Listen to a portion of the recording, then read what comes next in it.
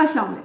2025 में हम दाखिल हो चुके हैं, 2024 खत्म हो चुका है और इस साल का भी 2024 की तरह सबसे बड़ा सवाल यही है कि इमरान खान साहब कब रहा होंगे। जी हाँ, हमारा पिछला व्लॉग भी कमोबेश इसी मौजू का अहाता कर रहा था, लेकिन अब चूंकि एक तूफान आया हुआ है कि जी अगला साल कैसा होगा, क्या अगले साल में इमरान खान साहब रहा हो सकेंगे या नहीं, तो इसमें मेरी कम से कम ये राय है। पाकिस्तान में जो बड़ा कोई सियासी लीडर होता है, जिस तरह आप मियां मोहम्मद नवाज शरीफ साहब का देख सकते हैं, इवन भुट्टो साहब भी 2 साल का ही अरसा था, तो कमोबेश तो 2-2.5 साल के बाद जो हैंडलर्स होते हैं, जो अंदर रखने वाले होते हैं, उनका भी हौसला ना कमजोर पड़ना शुरू हो जाता है और जो अंदर मौजूद सियासी रहनुमा होता है वो भी।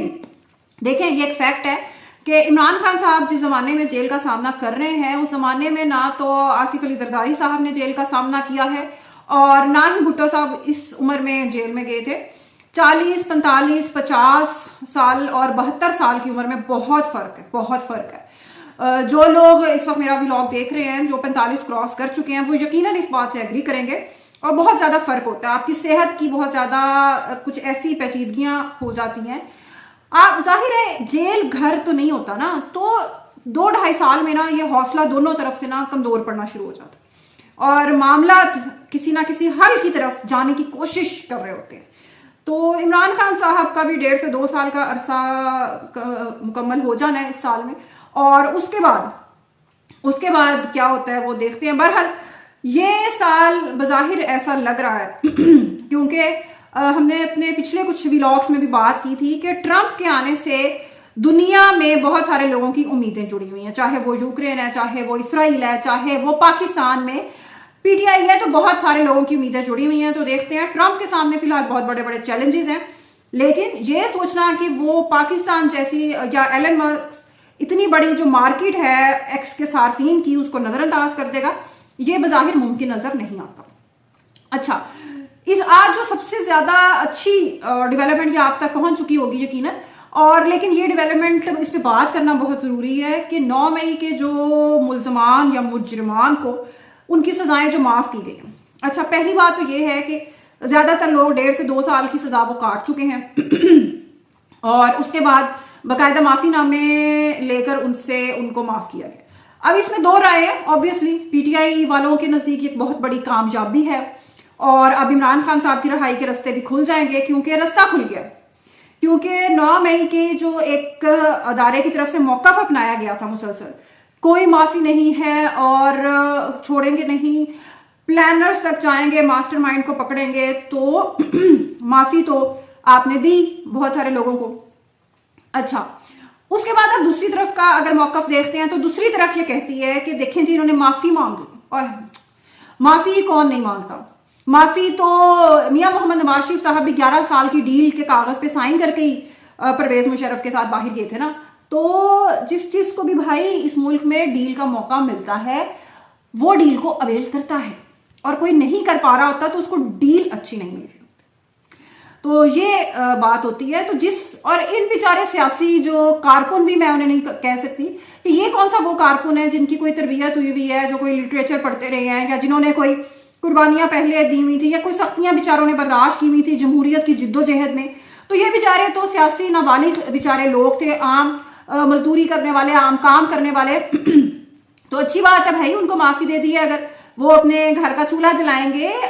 ये सारे लोग कोई ज्यादा उम्र के लोग नहीं थे, इन सब अगर कुछ ज्यादातर शादीशुदा होंगे, अगर शादीशुदा नहीं होंगे तो उनके माँ बाप को, नहीं तो उनके बच्चों को उनकी बहुत जरूरत होगी।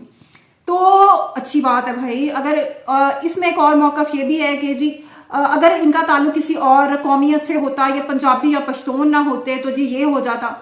देखें, बिल्कुल कोई इसमें शक नहीं है कि दूसरी जो कौमें हैं उनके साथ अच्छा रवैया रियासत की तरफ से नहीं रखा गया, लेकिन अब आप ये कह दें कि इनको भी फांसी चढ़ा दिया जाए, क्योंकि ये एक बातों में आकर निकल गए थे, बहकावे में, और इनकलाब ये समझ रहे थे कि मुल्क में आ चुका है।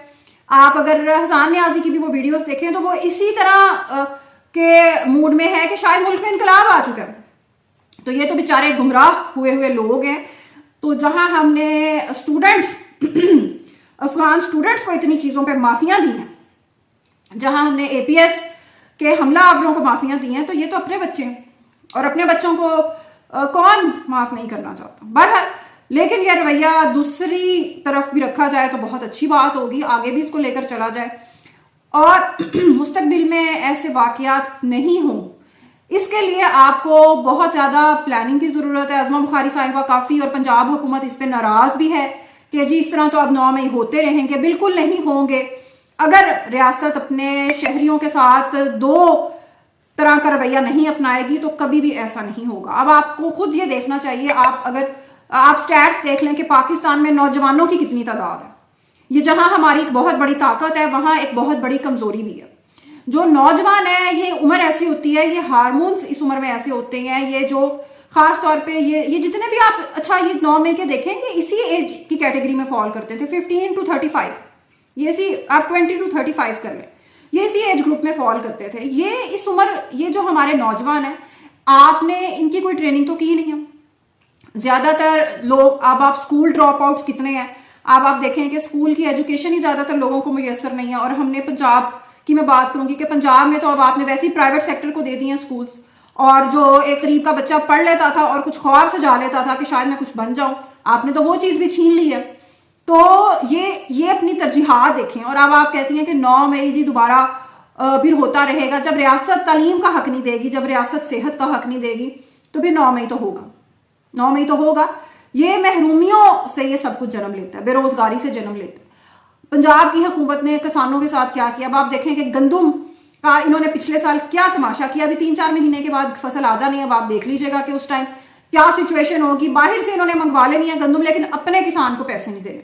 फिर उसके बाद लालच देने हैं वजीर आला साहिबा के लेवल पे जाके कि हम आपको ट्रैक्टर देंगे, आप गंदुम उगाएं।